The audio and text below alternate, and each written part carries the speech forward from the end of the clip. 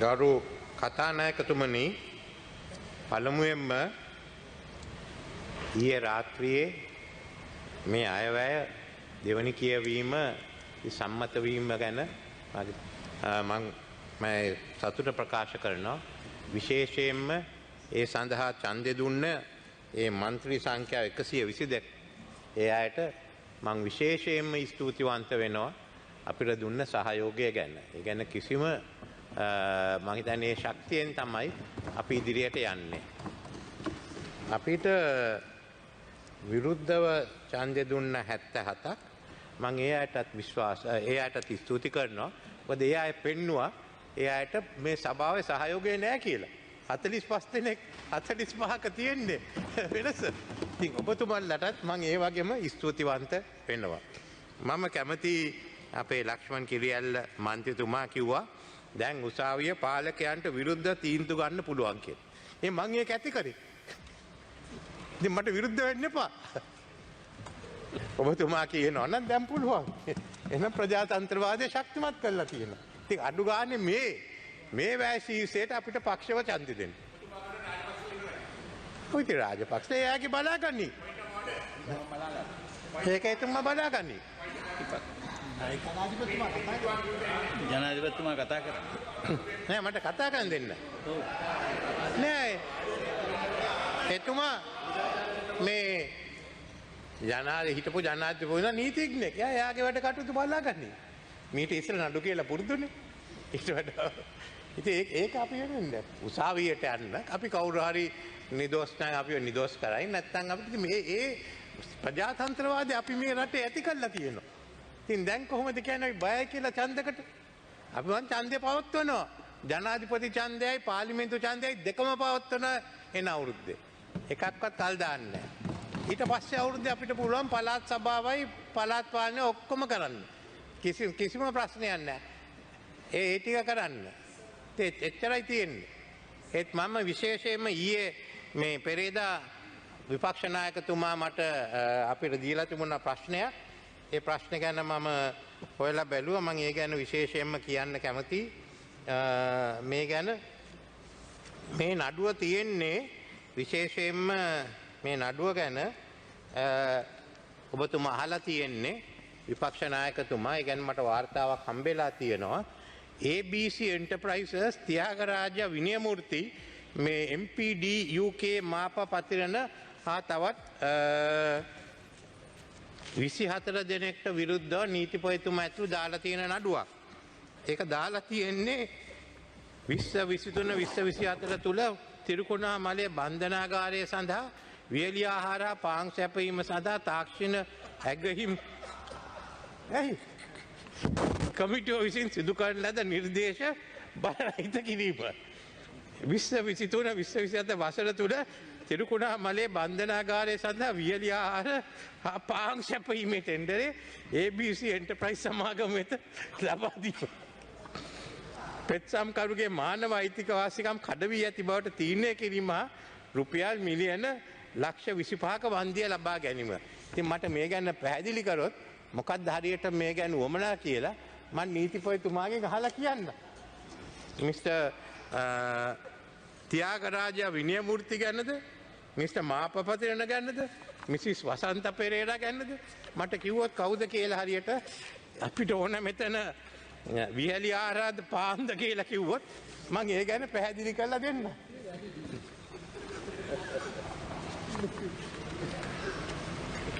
ඒකේ අනිත් කොටසකුත් තියෙනවා. එතුමා කියලා තියෙන මම කියවන්නම්. However, in terms of a judgment delivered by the Supreme Court case number SCFR 195-2022 and by the majority of the said case, it has been held as follows. The trust reposed in the respondent was not a higher principle or epithet unique to their officers. Public trust is an inherent responsibility bestowed on all officers who exercise powers which emanate from the sovereignty of the people. We all have powers which emanate from the sovereignty of the people. Therefore, as public officers, the respondents are obliged at all times to act in a manner which honors the trust reposed in them. We are of the view that by actions, omissions, decisions, and conduct herein before identified, to have demonstrated contributed to the economic crisis, and we are of the view that the second 2A, 28, 29, 30th, 31st, 32nd, 32A and 38 respondents had violated the public trust reposed in them, and we hold that they were in breach of fundamental right to equal protection of the law ordained by Article 12(1) of the Constitution. These petitioners, both in application SCFR 195-202 and SCFR 212-2022, have invoked the fundamental right jurisdiction of this court in the interest of the public. We note that none of the petitioners are claiming any loss had impacted on the petitioners on an individual basis, but their assertion is that as a result of a conduct of the respondents, the entire citizen had to undergo hardships which could have been avoided. In the circumstances aforesaid, we are of the view that it would not be appropriate to order the respondents to pay compensation to the petitioners, and as such we are not inclined to order compensation. We are not inclined to order compensation. We order, however, that each petitioner in both applicants would be entitled to cost in the sum of ₹150,000 each. It may be noted that a violation of fundamental rights is not tantamount to a conviction before a court of law. The Supreme Court has determined that the standard of proof in fundamental rights application is usually expressed as invoking preponderance of probability. The standard of proof for a conviction before a court of law is beyond reasonable doubt. The Supreme Court has also determined that the award of the compensation in a fundamental rights application amount to acknowledgement of regret and a solatium for the hurt caused by the violation of fundamental right, not as a punishment for duty disregard or authority abuse. Saman vs. Leela Das of 1989, 1 SLR 1. Accordingly, any steps that may be taken with regard to criminal or civil liability in pursuance to the aforesaid judgment should be in accordance with the applicable law and procedures established thereunder. For ease of reference, the judgment of the Supreme Court is SCFR 195-2022 and SCFR 212-2022 can be found on the Supreme Court website. Thank you. මේක සභාගත කරනවා ඇතුල් කරන්න කියලා. මෙතනින් තමයි මේ ගැන පිළිතුරක් දීලා තියෙන්නේ. විශේෂයෙන් පැහැදිලි කරලා තියෙනවා. මේ සිද්ධිය තියෙන්නේ මූලික අයිතිවාසිකමක් උල්ලංඝනය කිරීම මිස ඒත් ඇත්ත වශයෙන්ම අපරාධ නඩුවකට උවමනා තරම් සාක්ෂි මේ අවස්ථාවේදී උවමනා නැති බවත් ඒවා ගැන වෙනම නීති අනුව ක්‍රියා කර යුතුයි කියලා. ඉතින් මම බලාපොරොත්තු වෙනවා මේක පැහැදිලි කරනවා කියලා විශේෂයෙන්ම. මොකද පබ්ලික් ට්‍රස්ට් කියන එක තමයි තියෙන ප්‍රශ්නේ. ඒ කියන්නේ අපි ඔක්කොමද පබ්ලික් ට්‍රස්ට් තියෙනවා. දැන් මෙතන කියලා තියෙන්නේ මේ මෙතුමයි හිටපු ජනාධිපතිතුමා උවමනා පියවර ගත්තේ නැහැ කියලා. ඊට පස්සේ මොකද්ද සිදු වුනේ? ඉතින් අපි මේ ගැන පුළුල් විග්‍රහයක් කරන්න ඕනේ. වෙන කවුද මේකට අයිති? කැබිනට් මණ්ඩලය අයද? ජී.එල්. පීරිස් මහත්මයා මේකට අයිතිද? මොකද එහෙනම් එතුමට විරුද්ධව ක්‍රියා කරන්න ඕනේ. එතනින් අපි අවසන් කරාද? මොකද්ද සිදු වුනේ මෙතුමලා ඉල්ලා අයින් වුණාන් පස්සේ? ජනාධිපතිතුමා නියම වශයෙන් ක්‍රියා කළා සම්ප්‍රදාය අනුව විපක්ෂ නායකතුමාට එන්න කිව්වා. දැන් අපේ ක්‍රමයේ සම්ප්‍රදාය තියෙන විපක්ෂ නායකතුමාට ආණ්ඩුවක් හදන්න කිව්වොත් බහුතරයේ සහයෝගය තිබුණොත් එතුමා ඒක කරන්න ඕනේ. ඉතින් අපේ විපක්ෂ නායකතුමාගේ ඒක කරේ නෑ. පැනලා ගියා. So that's also breach of public trust.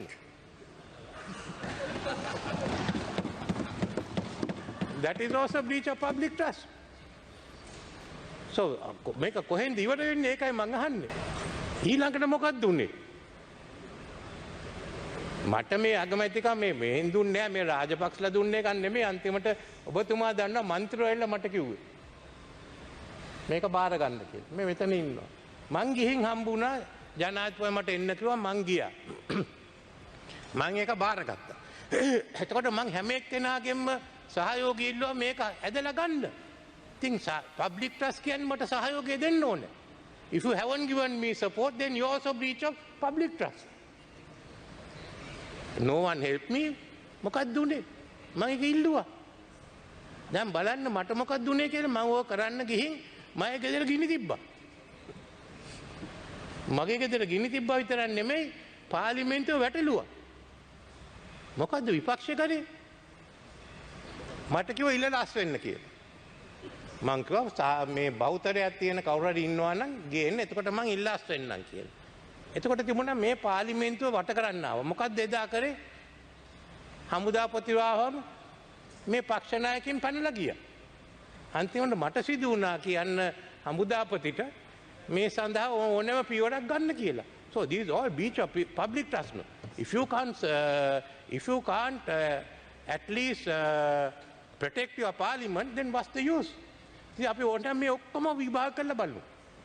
කවුද වග කියන්නේ කියලා, කවුද වග කියන්නේ නැත්නම් කවුද කරේ මේ ඔක්කොම අහලා බලමු. ඉතින් මේක කොතනින්ද අපි ඉවර කරන්නේ? කොතනින්ද මේක ඉවර කරන්නේ? මේක බැලුවා නම් ඔබතුමා දන්න ඔබතුමාගේ යුතුයකම ඔබතුමා කරා. මගේ යුතුයකම මං කරා. ඉතින් public trust කියන්නේ everything. We are the sovereign, we exercise the sovereignty of the people. If one government falls, another government must take place. That's the usual way. So that is a breach of public trust. He gave it up so the opposition can take over. Opposition didn't take over. ඒකයි අපිට කියන්න ඕනේ මේ public trust කියන්නේ මොනවද කියලා. ඉතින් මේක සිදු වෙලා නැහැ. එහෙනම් අපි මේ ඔක්කොම හොයලා බලන්න ඕන නම් මේවා කරන්න. මම නම් කියන්නේ මේ කාලේ නාස්ති කරන්න වැඩක් නැහැ කියලා ඔයක. ඉතින් කරන්න ඕන නම් ඔක්කොම කරගෙන යන්න. එච්චරයි මට කියන්න තියෙන්නේ. ඒ ගැන ඊට වඩා කාරණයක් නැහැ. තවත් කරුණු දෙක තුනක් තියෙනවා.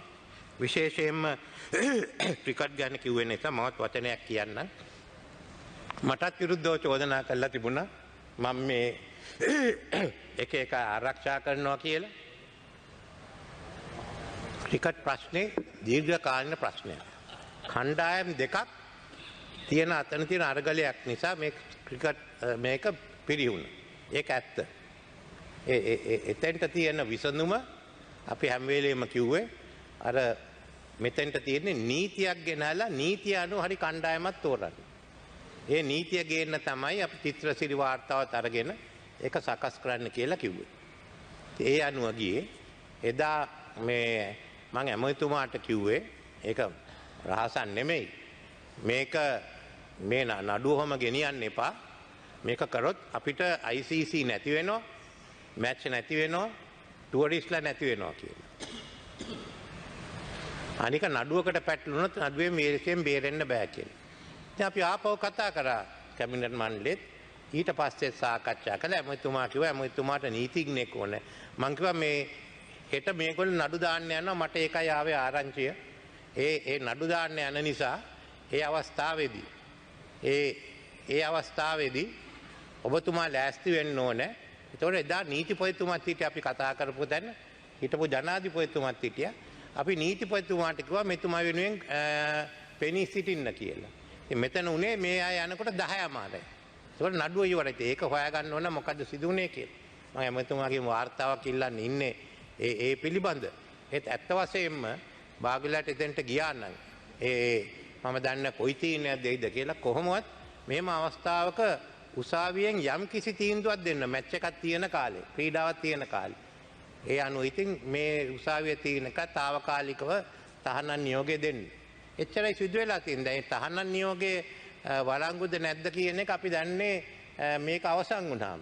එතකන් අපිට මේක නැහැ. ඉතින් ඒ අවස්ථාවේදී නම කතා කරා ජේෂාට කතා කරා. මෙහාටත් පණිවිඩ එව්වා ICC එකට. ඉතින් ICC දැන් කියන්නේ මේ தත්ත්වය මේකයි. ඔයගොල්ලෝ දේශපාලනය ගෙනල්ලා මේකට මැදිහත් වුණා. ඉතින් ඒක මං හිතන්නේ මට මේ ශමීසිල්ලා ආරක්ෂා කරන්න වැඩක් නැහැ. ඒගොල්ලෝ විවිධ චෝදනා තියෙනවා. ඒකයි කියන්නේ අපිට නීතියක් ගේන්න ඕනේ කියලා. මේගොල්ලෝ මේක මැදිහත් වුණා කියලා. අපිට විරුද්ධව චෝදනා දෙකක් තියෙනවා. එකක් තමයි මේ සභාව ක්‍රිකට් මණ්ඩලයේ විසිර හැරීම. ඒකට මම කිව්වා උසාවිය තීරණය දෙයි අපි කරන එක මේ ඇමතුමා කරපු එක නීත්‍යානුකූලද නැද්ද කියලා. අනික කියන්නේ පාර්ලිමේන්තුව මේකට එකතු වුණා කියලා. ඉතින් දැන් මේක කොහොමද අපිට විසඳන්නේ? ඇමතුමා ප්‍රකාශ කරේ ගමන් විපක්ෂේ නැගිටලා මේව කරා. ඉතින් ඊට පස්සේ කොහොමද දේශපාලනේ නැහැ කියන්නේ? නඩුකාරවරු ගේන්න කිව්වා, මේ වගේ එන්න ඕන කිව්වා, ඒ වගේ එන්න ඕන කිව්වා. දැන් උනේ ඒක වුණා. අපි වෙන අයට බැනලා වැඩක් නැහැ. මේ වැරද්ද මේ සභාව පිළිගන්න ඕනේ.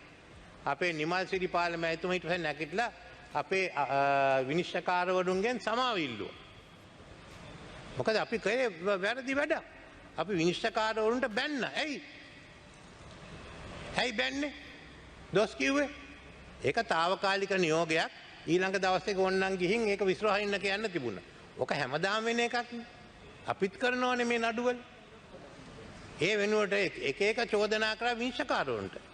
ඒක හරි නෑ. තීන්දුවක් දුන්නා කියලා. ඇයි මේකට හේතුව? ඔය විනිශ්චයකාරතුමා ඩයනා ගම්මගේ නඩුවත් ඇහුවේ නිසා. වෙන එකක් නෙමෙයිනේ. ඩයනා ගම්මගේ නැගුවේ නිසා. කොහොමද මේක කියන්නේ? මේ මං තෝරපු එක්කෙනෙක් නෙමෙයි. අග්‍ර විනිශ්චයකාරතුමා එතුමා තෝරලා ඊළඟට කිව්වා මේ රාජකරුණාව මේ අභියාචනය කරන්නේ සභාපති කරන්න කියලා. මං ඒක ඒවලා තියෙන්නේ. මම ඇත්ත වශයෙන්ම මෙහෙම කරන්න බෑ. වරප්‍රසාද කියලා මේ පාර්ලිමේන්තුවේ ඉඳන් වරප්‍රසාදයට හැංගිලා ගහන්න බෑ. මෙතන වරප්‍රසාදයක් නැහැනේ. ස්ථාවර නියෝග අනුව අපේ යෝජනාව සම්මත කරේ නැහැ. කොහොමද මේ සභාව මේ වැඩ කටයුතු කරන්නේ? නිකන් කෑ ගැහුවා කියලා. අපේ වැඩ අපිට තියෙනවා. අධිකරණයේ වැඩ අධිකරණය. මමයි හැම වෙලේම කියන්නේ අධිකරණයට 4 වෙනි වගන්තියට අත තියන්න බෑ කියලා. ඒක අපි තීරණය කරන්නේ අපේ බලතල. ඒත් මම කිසි දවසක විනිශ්චයකාරවරයෙක්ට දොස් කියලා නැහැ. අපිට පුළුවන් නඩු තීන්දුව ඕන තරම් විවේචනය කරන්න. විනිශ්චයකාරයෙක්ට කරන්න බෑ.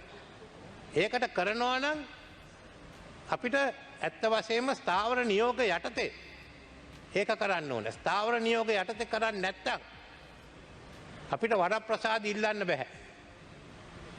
ඇයි මේ අපි සභාව මේ තත්ත්වයට එන්න දෙන්නේ අපි? මේක ඉස්සෙල්ලා මෙහෙම සිදු වෙලා නැහැ. ඒකයි මම කනගාටු. අපි අපේ වැඩ කරමු විනිශ්චයකාර අපිට සිදු වුණා නෙවිල් සමරකෝන් මැතිතුමාට විරුද්ධව ක්‍රියා කරන්න. ඒත් ඉස්සෙල්ලා අපි ස්ථාවර නියෝග ගෙනල්ලා ස්ථාවර නියෝග වලින් අවසර ගත්ත එතුමාගේ ක්‍රියාකලාපය සාකච්ඡා කරා. දැන් අපිට කොහොමද මෙතන කියන්නේ? ඒ වෙලේ ක්‍රිකට් ක්‍රීඩාවක් තිබුණා. කවුරුත් හිටියේ නැහැ. දෙකේ එකක් කරන්න තිබුණා. ඉතින් එහෙම මේ නඩුකාර විනිශ්චයකාරතුමා එක දුන්නා කියලා විශේෂ හේතුවක් තියෙනවා නම් සම්බන්ධයක් තියෙනවා නම් මොකක්ද ඒක? අනික කවුද රැකව මැතිතුමා කියන්නේ? රැකව මැතිතුමා කියන්නේ එක්සත් ජාතික පක්ෂයේ ඔය 70 ගණන් වල අපි ඔක්කොම එකට වැඩ කරේ.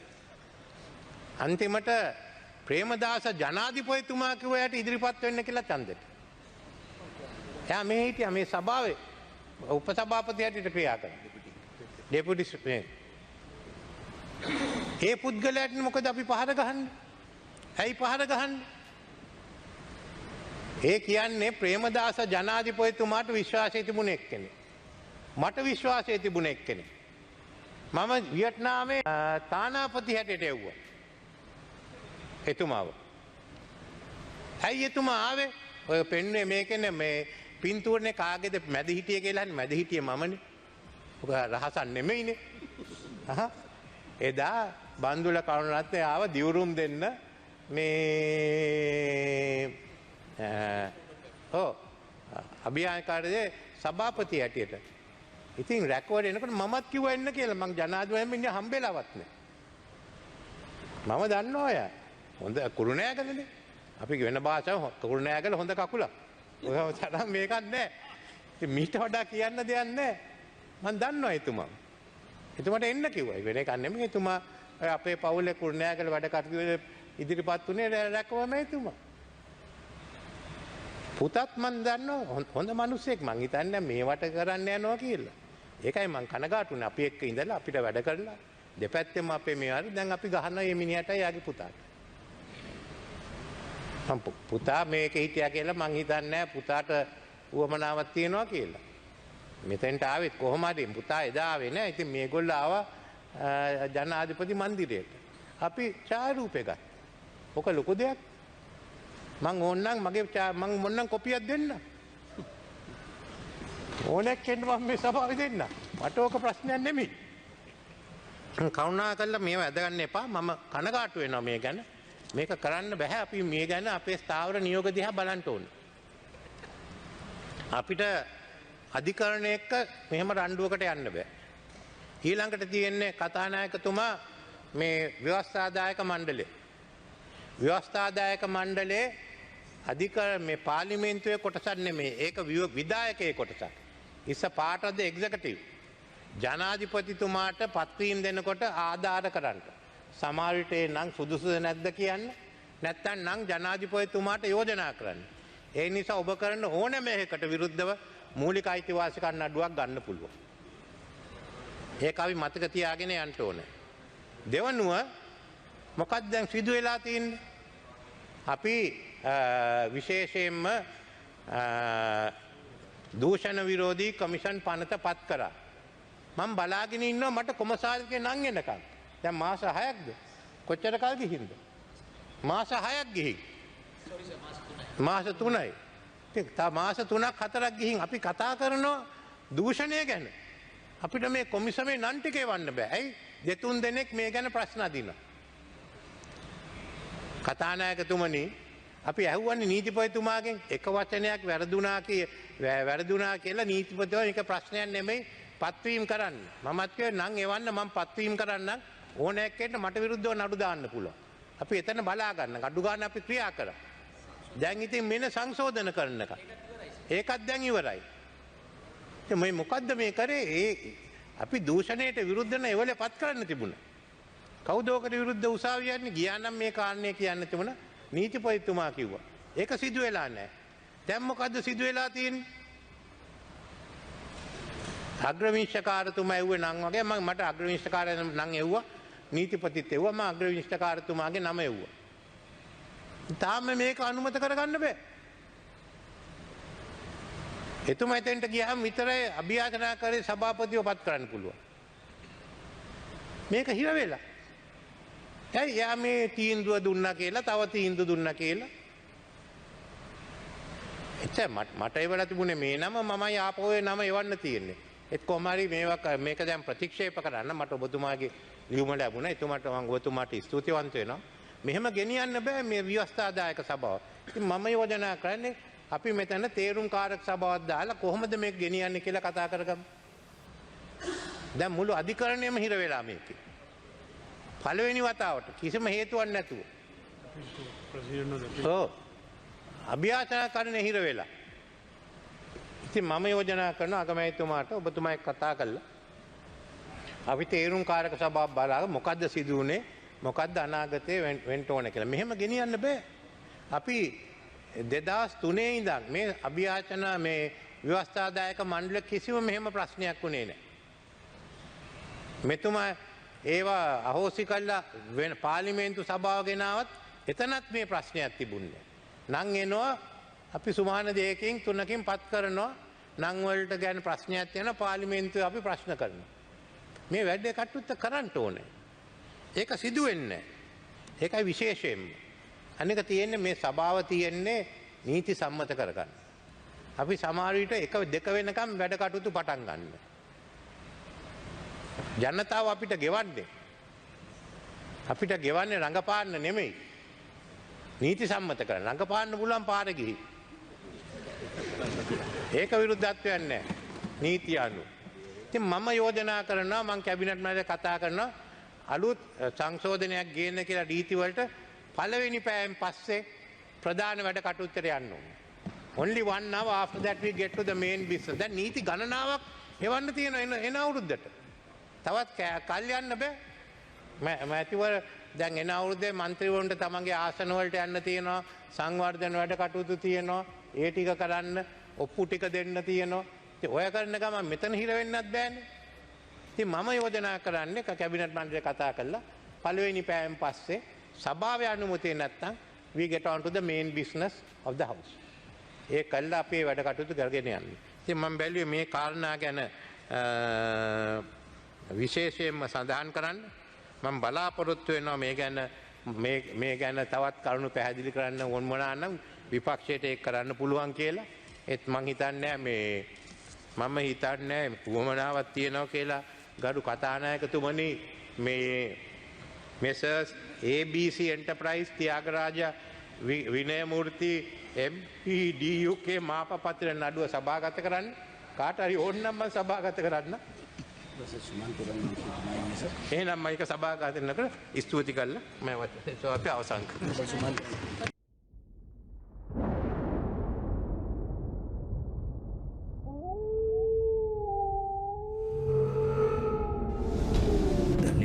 රිපෝටර් වාරණයෙන් තොර අපක්ෂපාතී වාර්තාකරණය